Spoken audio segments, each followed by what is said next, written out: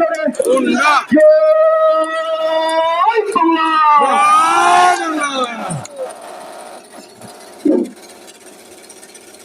আসসালামু আলাইকুম। আগামী 29শে মে আসন্ন পাবনা সদর উপজেলা নির্বাচন উপলক্ষে আজকে আমার প্রতীকী হুন্ডা মার্কা প্রতীকের নির্বাচনী সমাবেশের সম্মানিত সভাপতি, এই সভার যিনি সভাপতিত্ব করছেন আমাদের অত্র অঞ্চলের সবার অত্যন্ত শ্রদ্ধাভাজন ব্যক্তি, আমার অত্যন্ত প্রিয় এবং শ্রদ্ধেয়, যিনি এই এলাকার সচরাচর এই ধরনের সমাবেশে যিনি খুব কমই উপস্থিত হন, কিন্তু আজকে শুধু আমাকে অত্যন্ত স্নেহ করে আমার প্রতি অত্যন্ত সহানুভূতিশীল হয়ে আজকে আমার এই নির্বাচনী সমাবেশের দায়িত্ব, নির্বাচনী কার্যক্রমের দায়িত্ব তিনি গ্রহণ করেছেন। এই মানসী ইউনিয়ন আমার নির্বাচন পরিচালনা কমিটির সম্মানিত সভাপতি এবং আপনাদের আমাদের অত্যন্ত শ্রদ্ধেয় জনাব আলহাজ মোহাম্মদ আব্দুল কুদ্দুস খান সাহেব আজকের এই সমাবেশে আপনাদের মাঝে উপস্থিত হয়ে বক্তব্য রেখেছেন। আমাদের পাবনা জেলা আওয়ামী যুবলীগের সম্মানিত যুগ্ম আহ্বায়ক, সাবেক তুখোর ছাত্র নেতা, যুব সমাজের অহংকার জনাব মোহাম্মদ শিবলি সাদিক বক্তব্য রেখেছেন। আমার জেলা আওয়ামী লীগের সম্মানিত সদস্য, সাবেক তুখোর ছাত্র নেতা, প্রিয় সহযোদ্ধা জনাব মুস্তাক আহমেদ আজাদ এখানে উপস্থিত হয়ে বক্তব্য রেখেছেন। আমাদের উপজেলা আওয়ামী লীগের সহ সভাপতি মালঞ্চির কৃতি সন্তান জনাব মোহাম্মদ আবুল কাশেম ভাই, আমাদের উপজেলা আওয়ামী লীগের সম্মানিত সদস্য আব্দুর রাজ্জাক ভাই, আমার প্রিয় সহযোদ্ধা, এক সময় ছাত্ররা যেটা আমরা একসঙ্গে করেছি এবং ছাত্র সংসদে যিনি আমার সংসদে কর্মী ছিলেন আমাদের আব্দুল জলিল ভাই, আমার ইউনিয়ন আওয়ামী লীগের সাধারণ সম্পাদক, অত্যন্ত পরিশ্রমী। আপনি এত রাতে মোবাইলের কি পাইতে মজা করছে নাকি? না ভাই, আমি আপনার যেতে দাঁড়ান আর একটি সময় আপনি আমার যেতে মানে তখন আমার মনে হয় সন্ধ্যের সার নিতে যায়, মুসলের সার নিতে, তাদের হাতে এলার আছে, আমার গায়ে যেতে গেলে ঝড় সন্ধ্যে শাড়ি দিয়ে গেট গেট খুঁজে আমি দেখতাম মুসলের সার আছে। তারপরে আপনার এই পৌরসভার নমস্কার, তারপরে ওরা তাই আছে করে হুজুর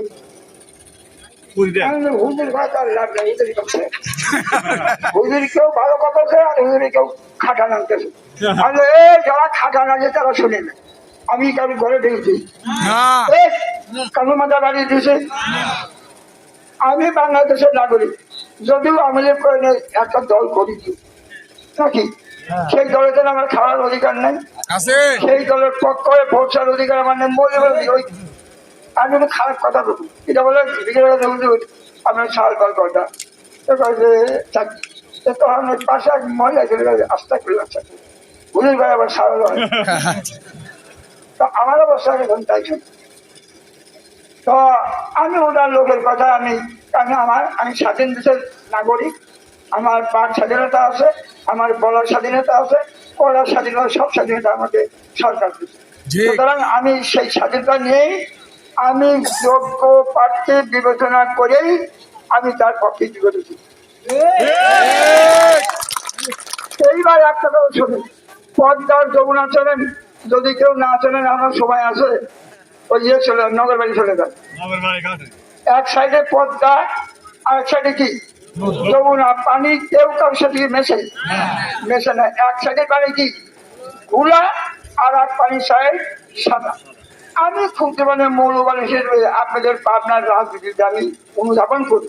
সেটা জায়গায় রাধারণ পথ চলে গেছে, চলে একবারে ওই কোটেটা খেয়েছে, ওই দক্ষিণবঙ্গটা ওইটা ঘোলা আর এই বঙ্গটা লাগা ফর্সা।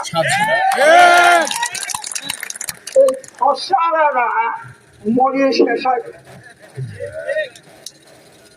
এইবার আমরা 25 বছর গোলা পানি খাই, গোলা পানি খাওয়া যায় যদি জাহাজে যাওয়া যায়, আর ফর্সা পানি যদি না পাওয়া যায় তাহলে কি করে বাদ দেওয়া গোলা পানি খাবে নাকি?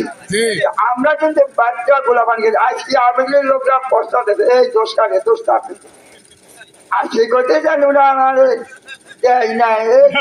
আপনার কিছু করে পারেন নাই, আর আপনার নেত্রী কাছে পা খালি একজনে কি দেয়, একজনই পাবনা ভালো, আর লোক নেই ভালো। আর নেকিতে বললে তীর আব্দুল্লাহ মামুন আছে, কবির ভাই আছে, অত্র এলাকার অনেক মুরব্বী আছে। আমি শুধু এইটুকুই বলতে চাই, রাজনীতি জীবনে আপনারা অনেকেই জানেন এই রাজনীতি আসলে সোহেল হাসান শাহীন যে রাজনীতি করে, এত স্বচ্ছ রাজনীতি আমার মনে হয় কোনো প্রার্থী নাই।